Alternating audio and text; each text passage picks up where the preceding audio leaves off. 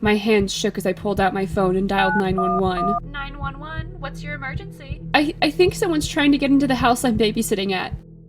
I, like many other kids, used to babysit before I could get a job for some pocket change. It was basically the easiest way for me to make money as a kid, but whoever thought it was a good idea to hire me, a child, to watch their own children should probably have their head examined. I was a terrible babysitter. One time a kid locked me out of the house, another time a kid peed on the floor during hide and seek. I was the worst. But the night that takes the cake is when I called the cops in an attempt to stop a robbery. I was about 14 when I was asked to babysit for a new family that had just moved into the neighborhood. They picked me up and drove me to their house a few blocks away and gave me the rundown of how they wanted me to handle things. The youngest was already asleep in bed upstairs, the other two kids had been fed, the dog was upstairs in the master bedroom. I should put a movie on and just have them in bed by 8:30. You know, the usual things. It was going to be a really easy time for me, especially not knowing the kids or anything like that. So, me and the two youngest, Matilda and Matilda, sent their parents off, locked the door, and rushed to start the games. It mostly consisted of us drawing around the dinner table. As a 14-year-old artist, children telling me my art was good was probably not best for my ego. Then we went into the next room to watch a movie before I would put them to bed. The living room was laid out with the door to the backyard right next to the couch and the kitchen right next to it. I chose to sit next to the back door, while Matilda 1 and 2 sat as close to the TV as possible. All was fine and dandy until I started to notice a soft sound coming from the door.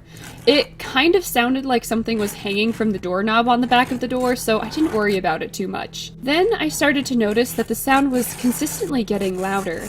I texted my mom to tell her I thought someone was outside, and she texted me back saying, "It's probably nothing."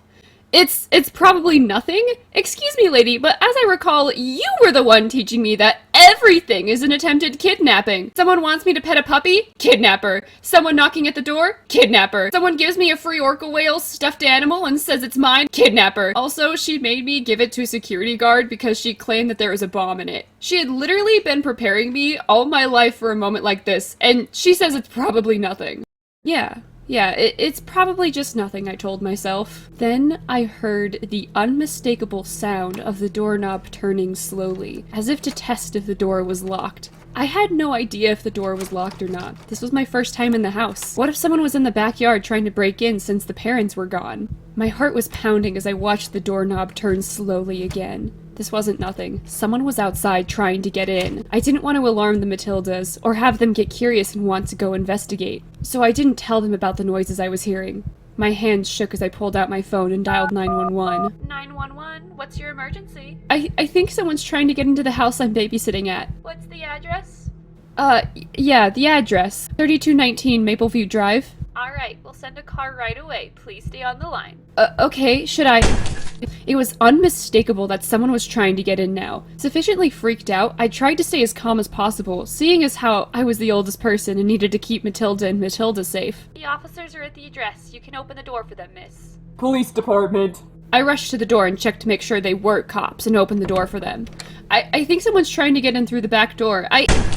That's it. Someone's trying to get in. Alright, you go around the back. The first officer told his partner as they split up, the first one following me to the back door, where there was promptly another slam against the door.